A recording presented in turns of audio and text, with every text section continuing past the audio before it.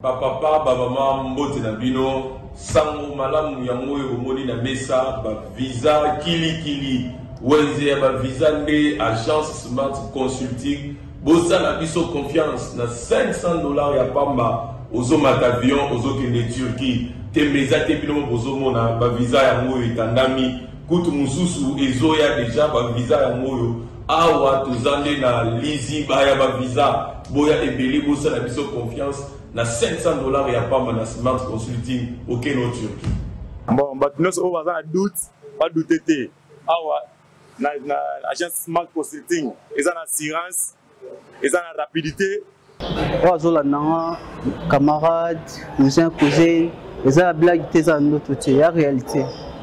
Donc, on a un check doute le roi, le check paiement à mon arrangé, on s'est retrouvé dans 2 semaines, on a dit papier, check vraiment agence Smart Cosmétique. Vraiment l'équipe en Thomas, talandenge, ba visa ici et quoi belé, à une agence de voyage Smart Consulting. Na $500 ya pamba. Ok, na yomboka papaya. Peuple congolais, mbote na bino, tous les cas qui déjà mal à liboso, aux deuxième fois tous les cas les sous, ba visa ya moyo, ya tout visa ya Canada, la fois passée sur le bac ils qui pour la Turquie. Les lots ya Canada, $500 ya pamba. Ozo voyager, ozo ke de Canada, tourna yo pe ezali. Les cas d'agence Smart Consulting, nous en avons pour Willery, $500 ya pamba au voyager, au Kenayo, Canada, au Kekotama, au Tourisme. Ozo zelayo boya et belé na $500 ya pamba, bokei na bino na Canada. Merci. Biso, tokolembate kolobati. Agence de voyage à l'Okuta bako pakatambangu Smart Consulting Bazabana Smart Consulting. Jeudi 29 septembre 2022 mbote na bino nyonso esika bozali congolais de père et de mère, congolais d'un seul côté mais bandeko nyonso bazwa République démocratique du Congo comme seconde patrie pour na bango topesi bino mbote. Commission spéciale moko ekozala créée pour na koyoka honorable Jean-Baptiste Kasekwa na honorable Délice Sanga na likambo tali $21,000 oyo selo bango député mibale na sima ya maloba Martin Fayulu bango ba confirma kiango ke ya solo ba député bazwaka $21,000. Commission mo kotia mana po ete yoka bango mibale à 2 minutes avant générique émission banda na solo na honorable Kasekwa. Bandeko, nous avons un membre du bureau Assemblée nationale, c'est la communication. Bandeko, nous avons un cassé quoi lobby boy. A Rosenga Moussala wana ya commission. Et c'est la radio diffusée. Et plutôt radio télé diffusée. Pour makambo ya koloba, a boy boya ko sala discours indirect. Donc peuple yo kambala moko. Soki boko pandre na soka bo pandre wana mako yana biloko. Donc honorable Jean-Baptiste Kassé quoi après Nenge moko na ngamba Délice Sanga lobby. Est-ce que la commission a mettre sur la place publique rapport wana?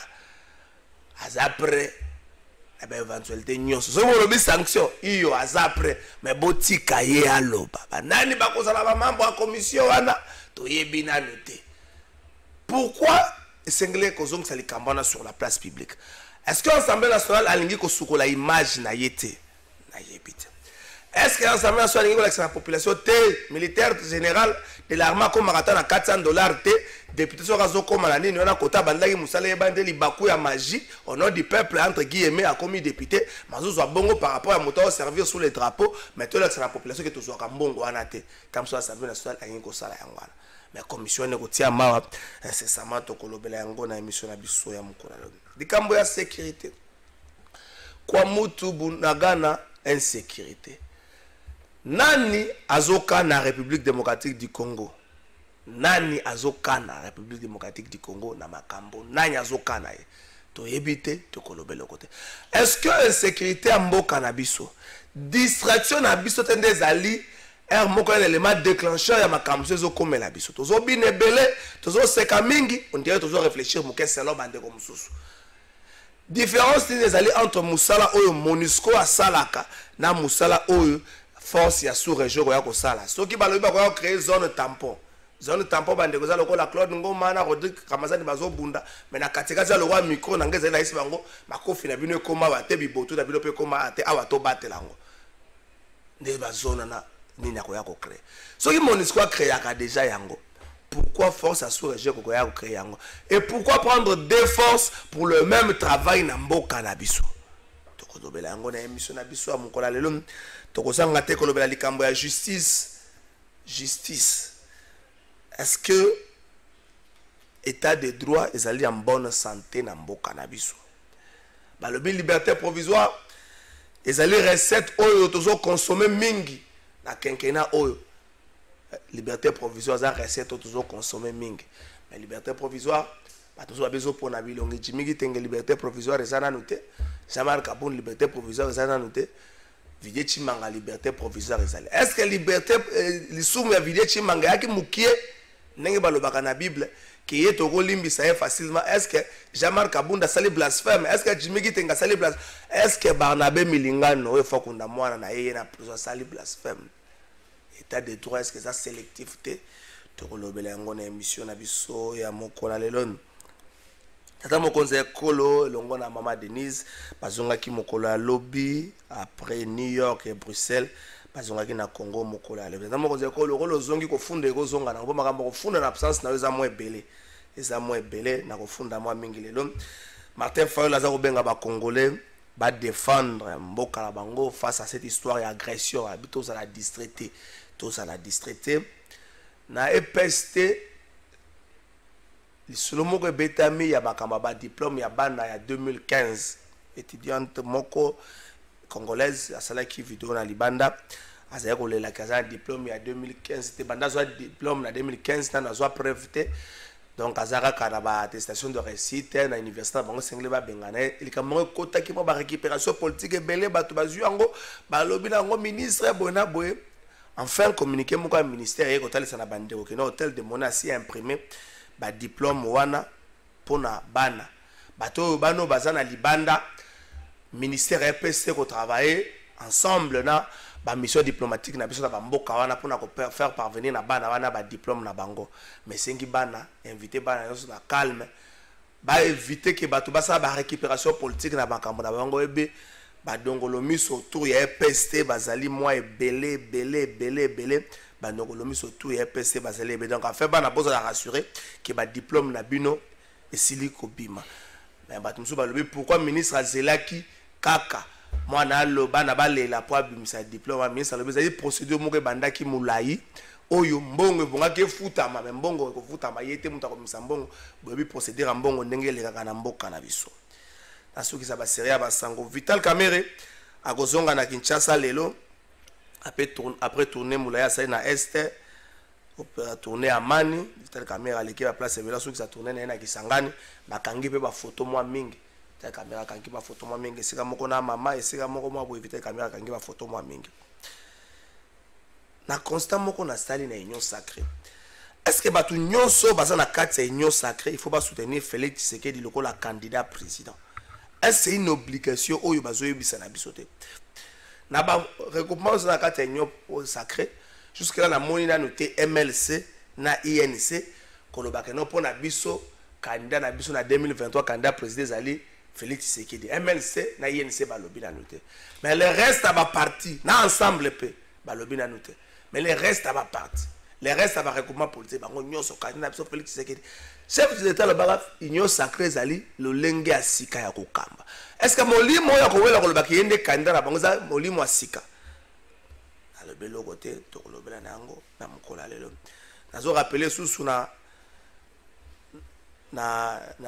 appareil judiciaire na biso ke ba mususu baza na appareil judiciaire na biso ba travailler ka pena Kengo wadondo nazo rappeler na bango ke Kengo wadondo akangaka Luambo Makia di Franco camarade ya Maréchal Mobutu Kengo wadondo akangaka donc bozana makoki ya kokanga bato nyonso baza ko bebisa kibobiso c'est-à-dire bato bazo sala musala makasi ya dépravation à mers boko kanga bango bato bazaka ba pasteur basala bani bokoki kokanga bango. Vous avez des arguments pour les arrêter, vous avez des arguments. Mais kuna bokanga kate, vous la trésor atengama o diffamation, o asalabo. Bao bazo pe bana na yo, mais c'est le procureur bazo pe bana na yo. Mais c'est le magistrat bazo pe bana na wana bokanga ka bango te yo moko pozo landa bango, ozo seka kekeke bazo seka nini ozo seka me bana no pe bazo beba. Kengo adondo akanga ka lwambo makiadi. Donc bozo makoki bokanga bango boye ba chef d'état andimela kabino benza mingi te ndimela kabino mingi to koza la bozo boyo kanga benzo ka po se retrouver na Bunagana batinde kuna na Bunagana bon kuna za la fière ka baloki muke ouais nakwambia sila lolendo. Troisième invité bongo baza na émission na biso ya mukola lelo le temps que troisième invité kota 2 déjà basaline na région na osenga élément ya délice sanga ma ya lobaki mukola lobby na osenga okala mingi te Rodrigue Ramazani na pesio mbote c'est porte-parole ya parti politique en vol na pesio mbote mbote ndeko Kalafai esengo kokutana nayo biso mukola lelo mbote na ba Congolais ba kolanda biso mbote na ndeko toko kabola makanisi mukola lelo na tiki primaire na yo représenter et pona ma ebandela émission na koyebisa ba Congolais boye que parti en vol aux bureau politique ndeko Kalafai honorable c'est ça c'est ça qui décision en gros depuis le 14 septembre dernier. Vous avez un bureau politique to comprendre nani? Oui, bureau politique ezali deuxième organe ya monene ya parti na biso. Ezali organe ko sangisaka ba coordination à travers mboka na biso ko bengaka pe ba élu na biso ko bengama ba tobele na kati ya parti to kutana elongo. Clovis Odinga kamata bozala à réfléchir na ko bana mokolo ya le 14 ti le 16 octobre.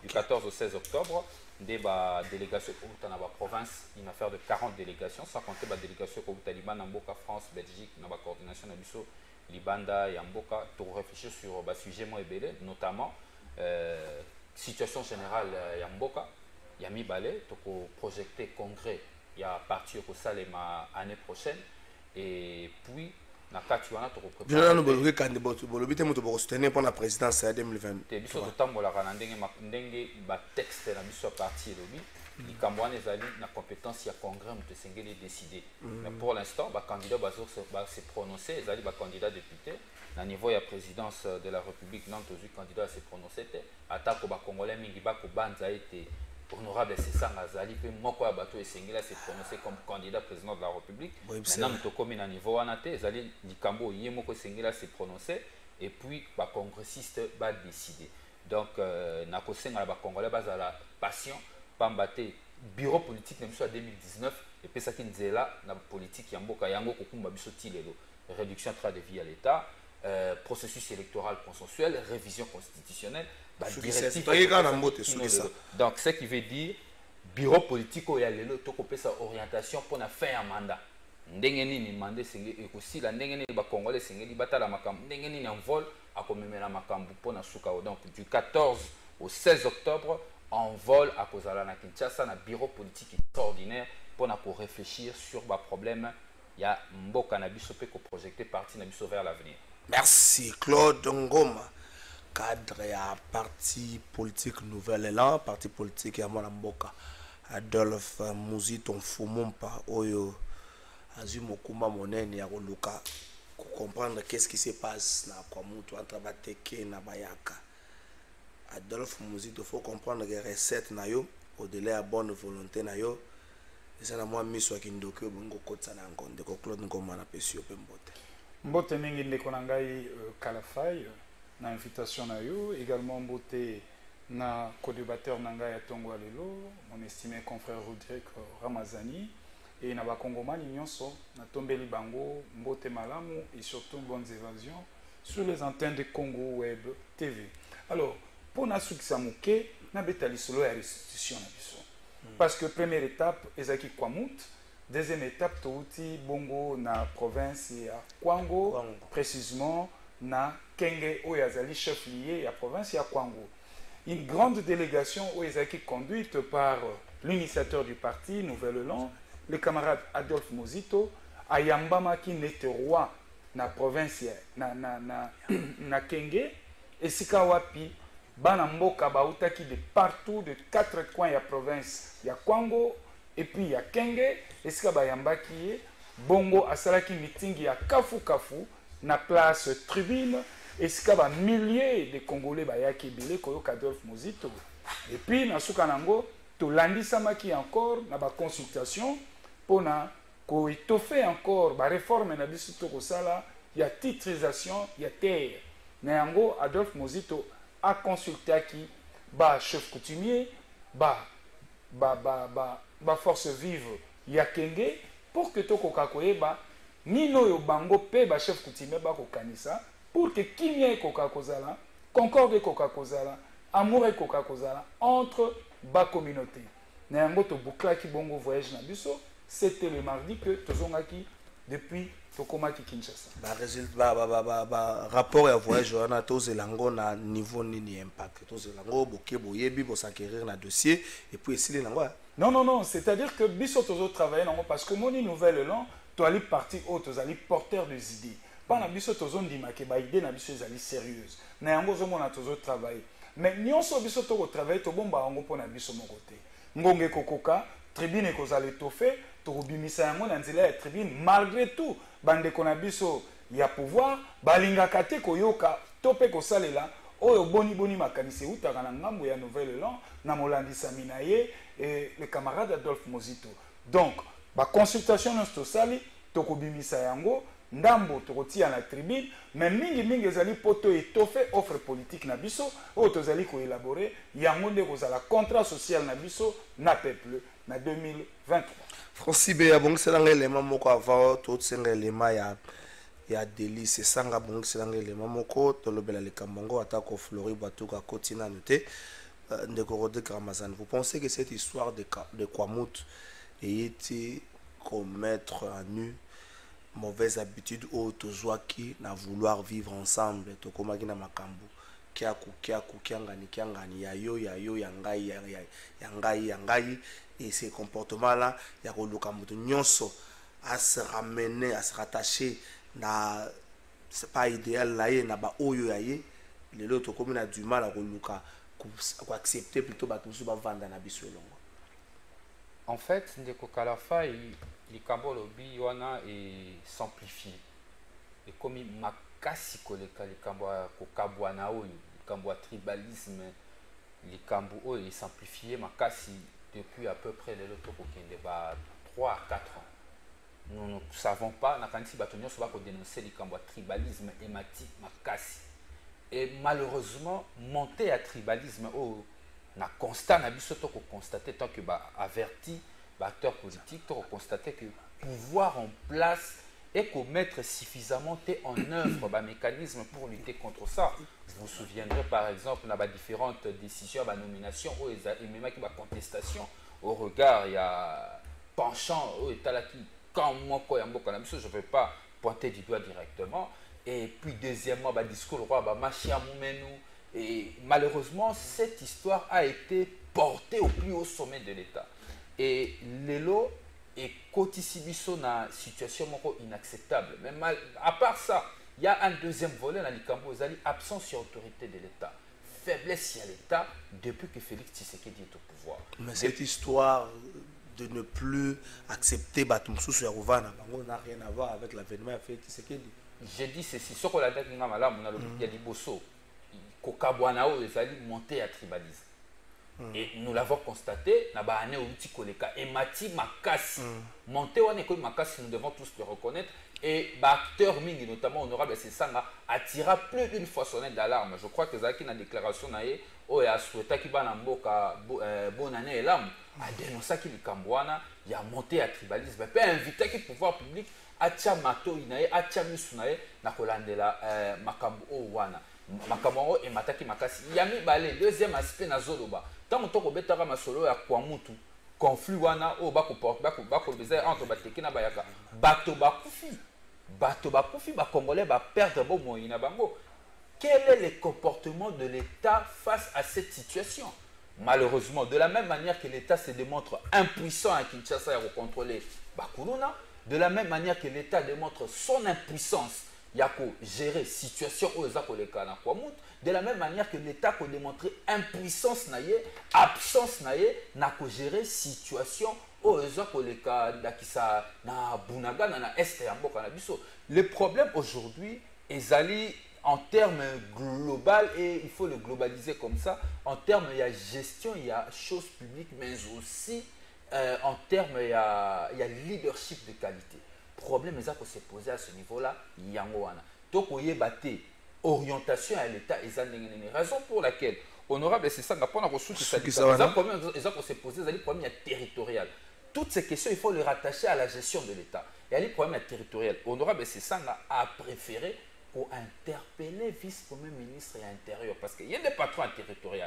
Il faut expliquer exactement la démarche au président Adolphe Muzito et à la démarche à citoyens, ça très bien. Mais il y a quand même des responsables qui sont censés éclairer la lanterne de l'opinion nationale. Il y a un honorable, c'est ça, on a adressé déjà question orale avec débat, le ministre et l'intérieur. Pourquoi il faut expliquer la représentation nationale, situation que les Canadiens tout payer des services, qu'est-ce que le gouvernement met en place pour retrouver la solution dans le problème. Est-ce que vous partagez le point de vue à Rodrigue? À l'objet, il y a une faiblesse à l'État. Et les discours et tribalisme qui portent au plus haut niveau et en boca conséquences dans les alliés oyo tout ça qu'on vivre les lois. Est-ce que bino batubo na terrain vous avez le même point de vue que Rodrigue Ramazan? Oui, pratiquement nous avons le même point de vue parce que mon estimé confrère est allé dans les faits. À Kena ba fait leur déclaration prise au sommet, il y a marche même, c'est dans les faits, ba date les alliés. Bah, vidéo ils ont renseigné Yango. Alors que Moto Alobaki Yango, il est le symbole de l'unité nationale.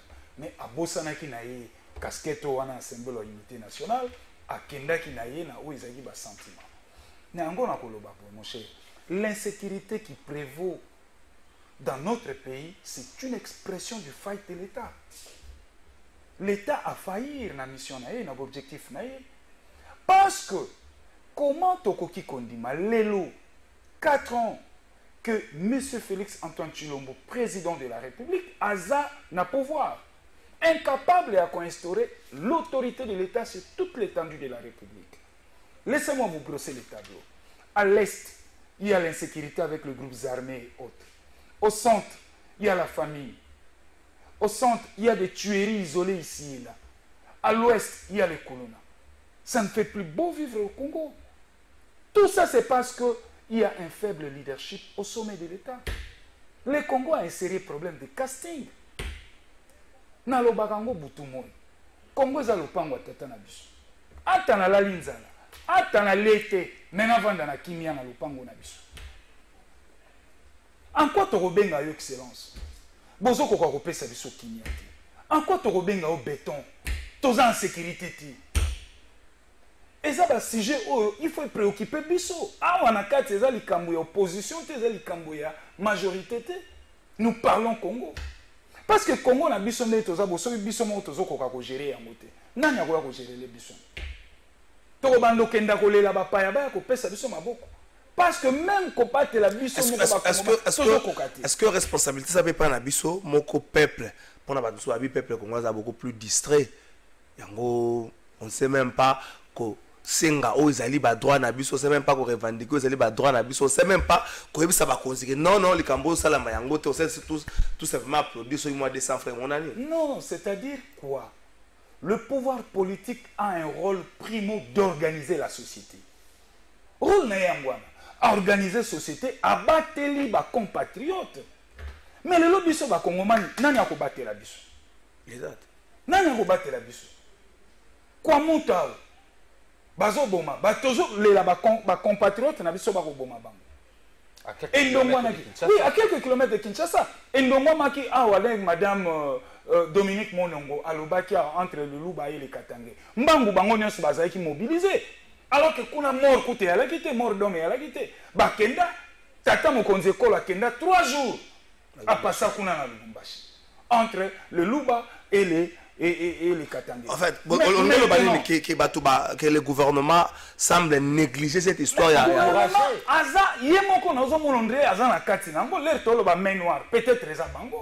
Parce que moi je ne peux pas comprendre. Il y a une délégation au Baké Kwamoutou, 2 fois Baké Maïndo. Mais pour quel résultat? Moi je pense que l'initiative, il y a honorable Delis Sanga tient la route. Monsieur Daniel Asselo, il faut aller devant les élus du peuple en fournir des explications. Parce que 2 fois accueilli, Tilelo, avant ces actes, Tata Mokonze Kolo, Yekutu, Nazoye Bate, ceux qui dossiers en oiseau maîtrisant au tout. Or, Ngaï Ponaye, tant on a scellé ce speech dans les Nations Unies, il faut un bango. Non seulement bango partout. Le président malien, n'a sommet aux Nations Unies, à Kenya, c'était son premier ministre. Premier ministre, pourquoi le but pas d'insécurité? Président sud-africain, à Kenya déjà fait du Sud, à Kenya déjà Nations Unies. Kouré Katani Panae, Akati, Azongi. Mais Bisso Peler aussi le speech du haut des tribus des Nations Unies. Zongambango Namboka. Pourquoi on kende autant?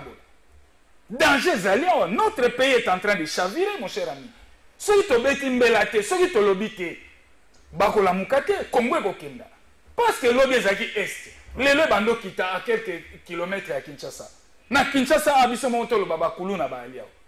Alors, gouvernement Moussa Nezani. Moi, je pense que M. Asselo doit rendre l'établier. Parce que Asselo est incapable de faire un lobby auprès du gouvernement pour doter la police d'un moyen conséquent. Pour que la police ait combattre les concitoyens. Pour que la police ait combattre les Congomans. Voyez-vous? M. Asselo a consulté la banane. Mais Bisso, toujours ça la démarche mon citoyen. Je sais, il y a quoi? Il y a des chefs coutumiers instrumentalisés par les politiques. Vous pouvez comprendre le nom des chefs coutumiers, comment il y a un clivage. Il y a des chefs coutumiers proches de l'opposition, il y a des chefs coutumiers proches de la majorité. Or, avant que l'État abote un chef Bazala déjà, pour que Bazala ait pouvoir en Zambie.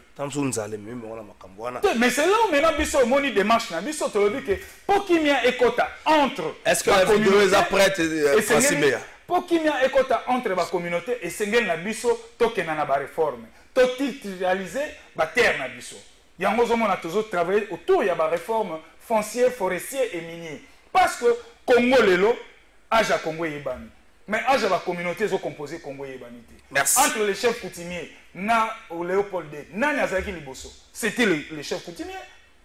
Administration coutumière, ils étaient déjà établis. Mais le pouvoir politique, balongo li bango pouvoir wana, na chef coutumier comme Lucas numéro comme fonctionnaire et agent de l'État. Et ça m'a.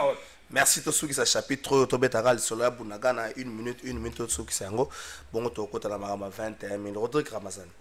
Est-ce qu'aujourd'hui Tobangela, Congo, au bord et éclatement, on a Kwamut, Nengebolobango, on a Bunagana, mais toujours ça, impression le rôle à Bissomoro Tolingi Kobundate. Quand je parle de Bisso, je parle il y a Congo dans son ensemble, Tolingi, Batum, tout ça, Kobundela Bisso, mais résultats au monde en a pensé. Na misala au bango sala par exemple to bandaki semaine na Nord Kivu il y a eu plus de villes mortes ba to senga départ à Monisco. Tango Mokonzambo a fait l'interview na RFI na France 24 annoncé à arriver à troupe kenyan batu babeta ki maboko. Ah kota par Bunagana batu babeta. Mais tango ba tu vas prendre les choses que non forte kenyan les forte assure les autres Bunagana za créer zone tampon. Les gens se posent la question en quoi le travail à force ou les alliés différent na musalo Monisco à Salaka. Tokoya ko bakisa batu mususu or présence à batu na pour la population ça reposer parce que baza plus batu batu moko proche ya bandeko yo baza ko attaquer biso to vanda na bango mususu pour le même travail que la Monisco. Ndeko Kalafai na kanisi ete makambo na banda ko lo bango kala na ko répéter yango supo ba congolais tout ça pesa timing na ba bossa na yango te na omelate. La situation où nous sommes aujourd'hui, et si quand Bunagana a occupé plus de 100 jours, et ça a conséquence, il y a une mauvaise décision prise par le président de la République. Comment ça, Bunagana le président de la République, tant remise et reprise de Salamaki, chef de l'État, a coûté une zone d'insécurité, mais Congo Zaki Mobimba. Bon, Congo Komindambo. Congo Komindambo, le Rwanda, ancien partenaire, Kangi Bunagana. Ça, il faut le dire. Mais pourquoi nous en sommes là? Parce qu'il y a eu des mauvaises décisions qui ont été prises. Quelles sont ces décisions? Koboya accord a dit ça beba konyata yango kondima ete kosala ba accords bilatéraux, notamment ba accord économique na ba accord sécuritaire. Na ba pays ennemi ya Congo. Rwanda na Uganda. Croyant dans toute naïveté que Rwanda na Uganda va permettre de ce intérêt économique, bakotika biso na kimia. Kakili ya Rwanda na Uganda au chef de l'État bosana kezaki makambo économique te or na diamate amabele na biso nde ba enviaka. Décision wana emeni ba conflit entre les anciens partenaires Rwanda, Uganda et RDC parce que le lot politique peut le gouvernement la biso est incohérente et ça naïf. À quoi politique est naïf? Oui, regardez Ndeko. Bako vanda ka na politique na bango sur le rapport des experts des Nations Unies. Chef de l'État même a le montré qu'on est sur la tribune des Nations Unies à l'Uba qui était rapport wana segele kabwa. Bako bossa na kezape na rapport des Nations Unies. Uganda fungola qui corridor pour que Bunagana est tombé. Parce que Bunagana est beaucoup plus proche à Uganda. Mais pourquoi notre politique est incohérente à ce niveau? On regarde seulement le Rwanda, alors que l'Ouganda aussi est un problème. Mais l'Ouganda nous avons utilisé comme un partenaire. Même parmi les troupes, il y a EAC. Est-ce que là, ce ne sont pas des décisions incohérentes prises qui amènent l'enlissement de la situation? Bako Banga Lelo, selon Patrick Mouyalobaka à l'époque, il ne faut pas ouvrir deux fronts. Bako Banga a ouvrir front mi-balé. Or, Ouganda, j'aurais même appris par des médias interposés, Ouganda, Bengana qui va Congolo, Yaki Namboka, comme réfugié, à Zone Sebron, à Bunagana, et les M23 a enrôlé plusieurs Congolais dans l'armée de force. Grâce à Kozon qui s'aba Congolais, Kolonga Ouganda, Koyela Brona Bunagana. Donc ça veut dire à un certain moment, notre gouvernement est tellement naïf, les décisions prises sont tellement incohérentes que la situation est bongatée. Deuxième problème, c'est cette décision sur l'état de siège, une très mauvaise décision. Bah Congolais, il faut que le gouvernement c'est ça ma décision. Ma décision tant que l'obéza ma décision à ma bé. Je ne dis pas ici que je suis en train de soutenir le Rwanda, mais je suis en train de dénoncer une mauvaise politique mise en place qui amène le pays vers le chaos. Et je l'ai toujours dit, sous Félix Tshisekedi, aujourd'hui, la République démocratique du Congo est cotine en anti-chambre et à balkanisation. Soit carte ya Congo de Kokalafai, Bimisa Yango, tracé na Est, au moins à niveau mort, on a vu ce qu'on est occupé par les Rwandais, par les Ougandais, par les Burundais et le Sud-Soudan. Alors que Bisso, dans la plupart de ces pays, dans la relation bien, il faut qu'on se pose la question du point de vue relations internationales. Quels sont les intérêts que nous partageons avec le Kenya, par exemple? Pourquoi avoir tourné les dos à la SADC pour favoriser l'EAC? Aujourd'hui, vous avez MONUSCO pour le remplacer par l'EAC. Encore que chef de l'État, la France 24, avec le pompe que le troupe kenyan est zoïa dans sa vie, ils ont dit, il y a un abisso, il y a un zoïo pour mon amakabo sala, il y a un opa ya biki, il y a un makabo bitumbate, il y a un opexam Botswana. Au niveau nini, nous pensons. Merci. Aujourd'hui, les Congolais, le Congo de Mobutu, le Congo de Lumumba, le Congo de Laurent Désiré Kabila, commencent à penser aujourd'hui que la solution de sa sécurité, ce sont les armées des autres. Or, merci. Moi, je tiens à insister pour conclure. Au moins, bateau bayi, balati botena tenite, na mindu ki na maboko. Baye soirée de galate. Baye kobina te so ba sisi obina fete sili bazoni na bandako na maboko. Baye na mandoki na babot. Na koyebisa bandeko na biso ba na pouvoir, il faut bayebisa biso ba signer ba accord na batuana. Contrepartie, il faut qu'on voit ça. Merci Rodrigue Ramazani. Et là, on dit, biso toujours devoir na ba Rwandais, na ba Ougandais, na ba Kenyans, na ba Burundais, na ba Sud-Soudanais. Mais malheureusement, bako vanda bako lubaka jamais parce que ba sala ba accord opaque. Merci. Parce que là, publié on a journal officiel. Dès ba Congolais, Félix Tshisekedi n'est pas l'homme de la situation. Merci. 2023 arrive, il faut le dégager du pouvoir. Merci Rodrigue Ramazani. Kanga le belo moko, bandeko baye. Baye soirée de galate baye koyoka pasteur moko boita koma soki nanyo baye koyoka ete baye na babot na manduki ndenge James Kabare bayaka. Donc tokangi ke non gouvernement il faut yebisa biso lisoni de peur que baye kokoma na même position que musée na suka gelere tout donné balingi kaka toka bolamboka. Ndeko Flori il faut rappeler que 45% ya miba ekenda. Ndeko Flori doit tout qu'on appelle sur mbote. C'est vrai on appelle sur mbote kangama ke na embouteillage lelo qui ça c'est comme na problème de circulation. Est-ce que le gouvernement Bongaye Bissabisote, le contenu il y a l'isolo nae na ba force il y a sous-région ya CAC parce que lorsque déjà chef de l'état aloba kiango arrivé à Batouana ba kota par Bunagana et tant ba kota par Bunagana ba kota par Bunagana non s'il vous plaît tant ba kota par Bunagana il faut s'entendre. Moi je craignais même qu'il y ait affrontement des deux armées étrangères sur le sol congolais. Mais bango balobi baye ko bundate baye pour na créer zone tampon pour ba permettre tout son na la table de négociation to respecter makambo ya Nairobi.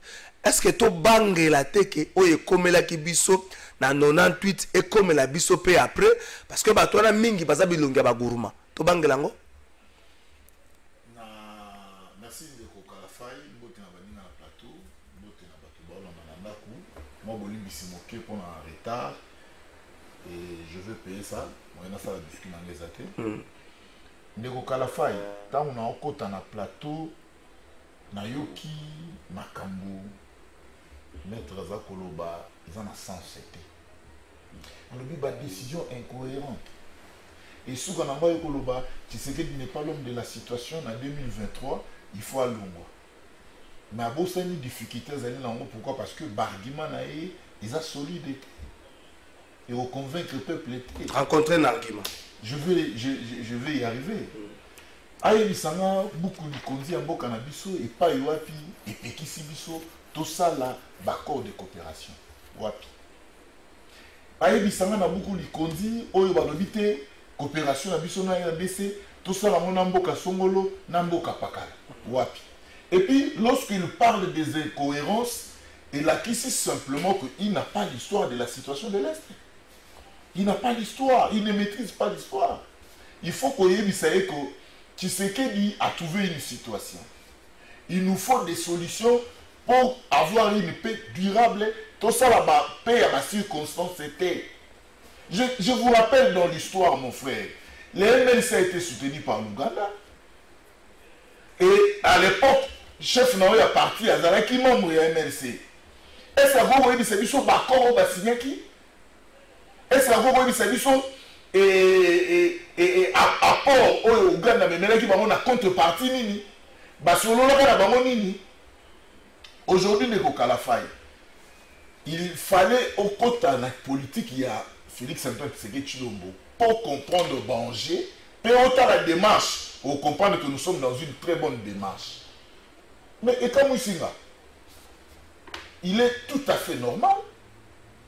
Les lots Oyo, Banzela ya Kasindi, Babunagana, Nzela et Salema, pour que faciliter l'opération commerciale, pour que faciliter ça l'ouverture économique, même à travers, à partir de Mombasa na Kenya, nous avons la facilité à Biloko, Yela Nzela ya Uganda, Uganda et Koti, ça c'est tout à fait normal. Mais ce qui ont eu option, il y a coopération. Parce que il faut que ça va battre tant lorsqu'on parle de la diplomatie, il faut comprendre que la diplomatie est une pratique des relations internationales au service de la paix. Est-ce qu'il faut engager Bitumba pour faire plaisir Nayo? Engager Bitumba pour tout ça le plaisir Nanani? Ou il faut tout ça pour donner des solutions, donner la paix? Et nous avons compris que... Et lorsque la voie pacifique est aussi mal. Non, ça dit quoi de quoi? Lorsque tu constates que la voie nyonso, la moyen nyonso, parce que même le discours à chef de l'État, ils ont dit que j'ai amené les voisins, j'ai amené sur des tables de discussion, tout ça, il y a coopération économique, tout ça, il y a tout signer un accord. Nous voyons qu'on vit ensemble, malgré avec nos différents, mais nous pouvons partager aussi. Parce que le premier Est et Nabiso, ils allaient convoitiser la richesse de l'Ango. Et donc, ça, au moment où Ouganda, au moment où Ndeko Trésor, Ouganda n'a pas sous-traitant. Parce que au moment où récemment, le Trésor américain a dit qu'on suspendre, qu'on gérer la société d'exploitation en or, où ils allaient baser dans Ouganda, où ils allaient avoir filière un peu partout dans les moyennes grandes entreprises d'exploitation en or. C'est-à-dire, derrière la situation de Bunagana, derrière la situation de l'Est, il y a eu des mains puissantes, des mains fortes. Il faut des discussions sérieuses, des discussions claires, pour que les gens, ceux qui aujourd'hui attendent cette fois-ci, Et ça a shooté de l'eau pour avoir des raisons, il y a patati, patata. Oui, de votre trésor. Est-ce que. Excusez-moi. Dans géostratégique, dans géopolitique plutôt, il y a un principe qui dit la politique dit nation est dans sa géographie. Nous avons choisi cette voie parce qu'il faut appeler les amis dans la coopération. Non. Et là,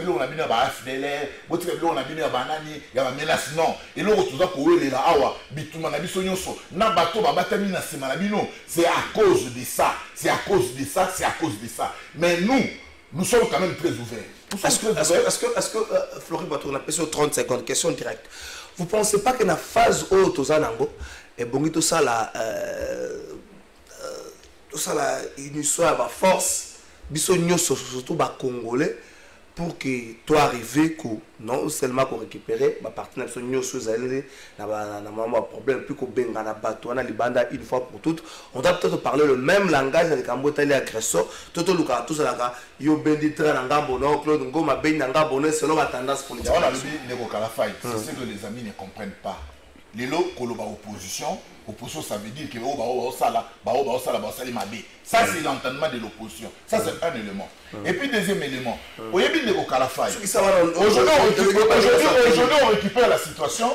Aujourd'hui dans notre démarche, nous avons non seulement mobilisé à l'intérieur de la population, il faut pas comprendre que cette affaire concerne tout le monde, nous avons aussi mobilisé la communauté internationale pour leur mettre devant la responsabilité qu'ils doivent agir autrement pour une paix. Et surtout comme l'intégration régionale, nationale et internationale. Et pour tout le paix, on peut faire une collaboration, on peut faire une coopération, mais dans la paix. Au moins le problème sur la ligne de Kalafay. Moi, en fait, je me pose des questions. On a une situation.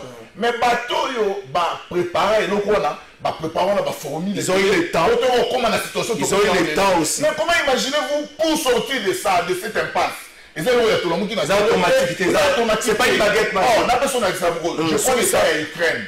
Au début, quand on a menacé toi, nous avons vu des renommés dans l'Ukraine, sportifs, joueurs, bateaux, étrangers. Ils disent que tous n'ont pas d'ambition à titre de solidarité pour que tout le monde n'a reçu. C'est-à-dire aujourd'hui, ce qui te développe patriotisme, ce qui te développe en fait ce soutien populaire, vous allez vous rendre compte que la situation est restée. Ça va aller encore plus vite, mais quand on a des opposants, quand on a des Congolais qui estiment que oh, tout ça, les alliés mabé, démarche tous les alliés à Malam Mingité, et puis nous avons comme ça. Merci Flori Bato, aujourd'hui timing est belé. Aujourd'hui timing est belé. T'es une minute de regarder. Vous avez la vidéo si vous prenez ensemble le temps.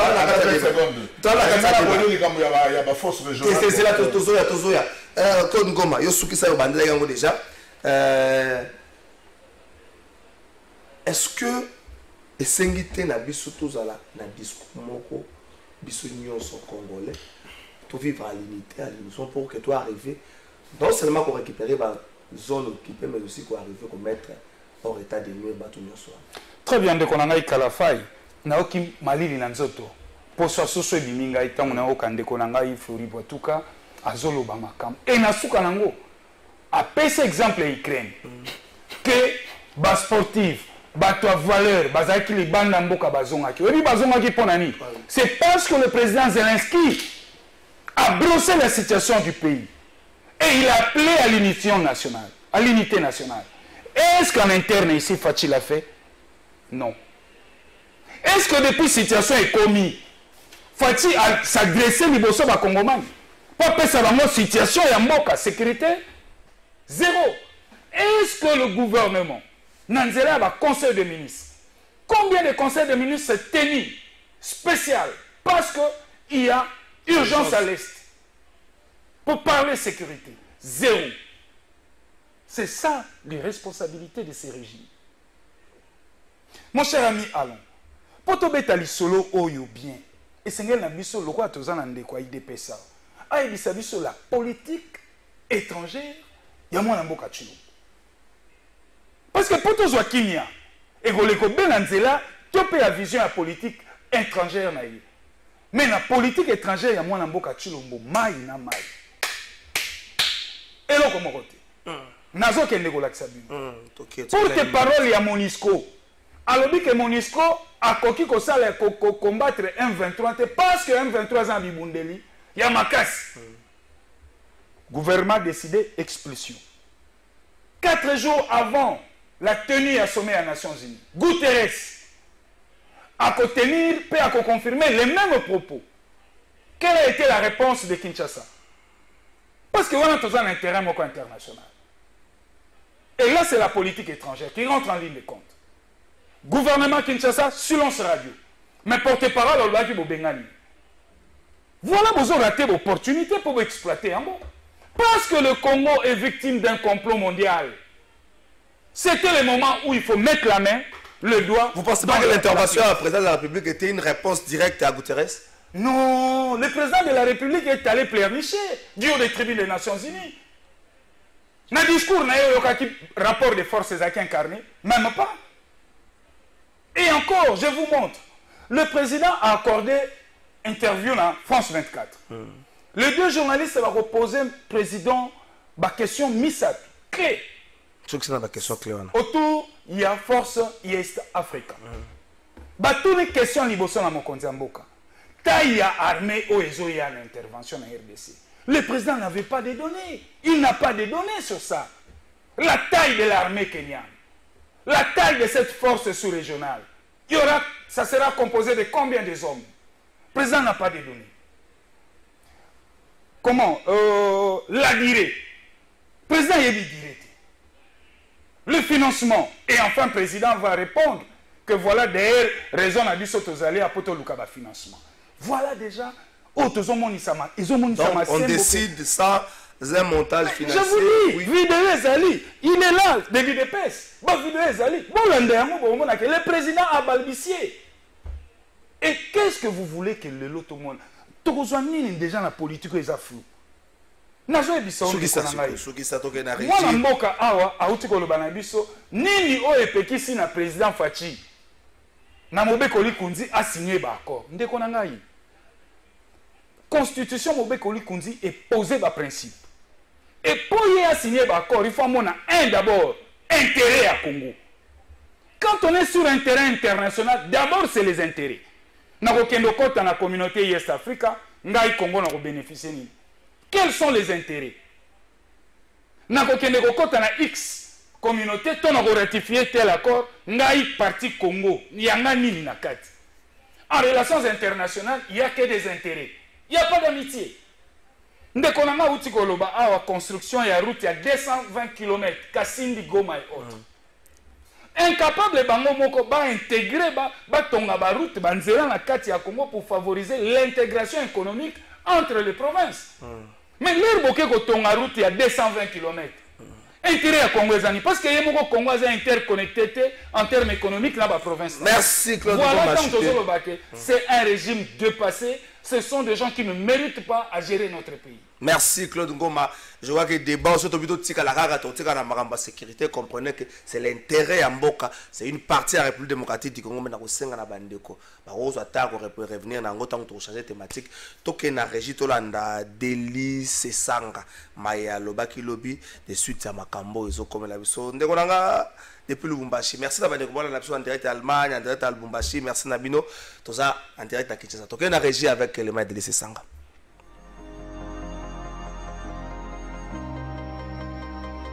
Honorable Sesanga, après les allégations, l'heure est à la démonstration. Une commission est mise en place pour que vous démontrez combien ou comment est-ce que le député touche 21 000 $. Votre réaction? Écoutez, je suis en train de mener depuis des années un combat pour la réduction du train de vie de l'État. C'est un combat de conviction, c'est un combat de fond. Un combat structurant pour notre pays, je le mènerai jusqu'au bout, quoi qu'il en coûte, et je ne me laisse pas intimider par quoi que ce soit.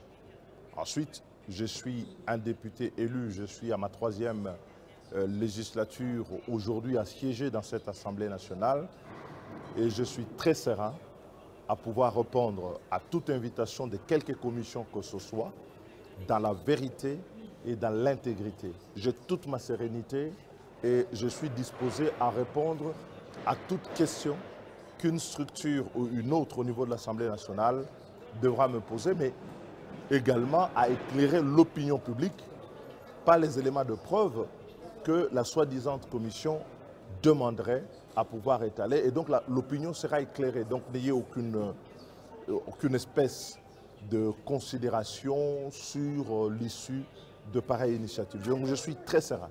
Donc vous attendez démontrer que les députés nationaux touchent 21 000 $ ici à l'Assemblée nationale? Attendez, pour le moment, on me dit qu'il y a une commission qui est mise en place. Je ne suis pas de nature à fuir mes responsabilités et j'assume mes propos, je les assumerai jusqu'au bout.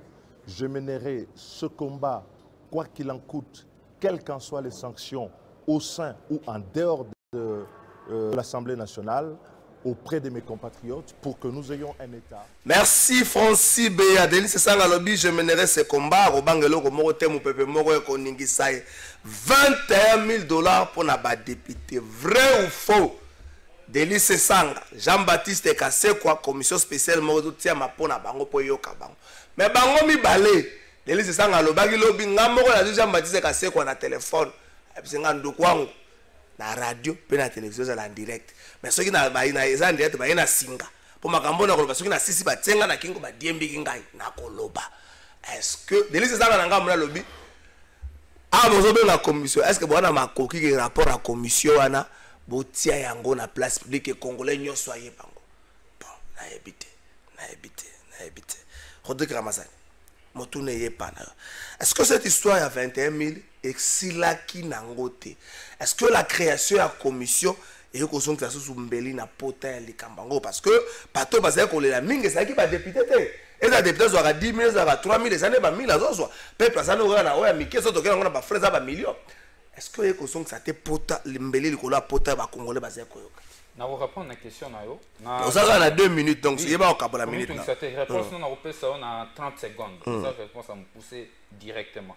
Nazonga makamonde ko fleurer le binde ko fleurer tuni ngai esika ni constitution eboyi mukonza mboka signé ba accord constitution eboyi mukonza mboka signé ba accord hein likambo zali a soki bo signer accord atako boko signer na binemi na biso bo publier ba accord Rwanda est ennemi à Congo attesté par la communauté internationale na Uganda condamné même par la justice internationale peut-être yo yebité mais bo publier biso to senga publication pour toutes informations. Nous avons le droit d'être informés. Yami Balé, au lobby, que MLC a qui soutenu na Uganda. Au Bossani Mbango, que MLC a qui mouvement, qui armée régulière. Le temps Robert Masolo est armée régulière. Gouvernement n'a pas signé accord na Uganda. Na Rwanda. Wana nakanisi peut-être confondre qui moi mouké côté un argumentaire ou tengama qui moi mbam. Yami Satou, au lobby, Félix Tshisekedi a conclu un accord économique pour na Roluka Kimia. Donc biso Congo, to comment biso état client. La paix se négocie pas, la paix pour un État s'impose. Il faut doter ma politique en place en organisant notre armée pour imposer la paix et le respect à nos voisins. Le lot comme État client, État lolombo, to ko lolomba paix. Ba paix ça dit so moi tout kimia muke ba ko paix ça bino ko za kimia stabilité té. Yasuka alobi que non bango ba mobiliser qui population la communauté internationale ndeko tika okosa ba congolais ko po ni boko ga sonité bo pe kuna kadio sana TV ndeko Félix Tshisekedi a mobilisé ba congolais pa ba congolais 45 secondes ba congolais ba s'auto-mobiliser. Ils se sont auto-mobilisés face à cette situation. Les leadership du pays n'avaient dit mot pendant que la situation s'est embranlée. À Ekoloba, 3-4 mois après, alors que le Congolais était déjà debout. Avec plusieurs micros après, le Congolais était déjà debout. Communauté internationale, de quelle communauté internationale de le Congo est isolé aujourd'hui sur le plan international. Aucun pays, aucune organisation, Bino Boali, ni EAC, ni SADC, encore moins François, un partenaire privilégié, à cause de la position. Tu l'as dit, le discours dans les Nations Unies. Oui. S'il vous plaît, peut-être d'ailleurs, tout ça analyse le Rwanda. Pour ceux qui savent qu'il y a 21 000 $. Au moins, il y a un combat depuis 2019, il y a réduction à 30 secondes. 30 secondes. Donc, il y a un terrain en polémique. Il y a un envol à chaque fois que tu as une polémique à Makambo. Tu as un objectif, tu as une solution, il faut trouver un mot. L'olenge batoba ko zoba salaire ezali de manière résonnante mais seulement pour rassurer ba congolais qu'honorable Délice Sanga za sera Merci. Honorable Delis, c'est ça, Maza, du haut de ses responsabilités. À se désengager, commission spéciale et Tiama. Mais bien sûr, en vol, to lobby boy.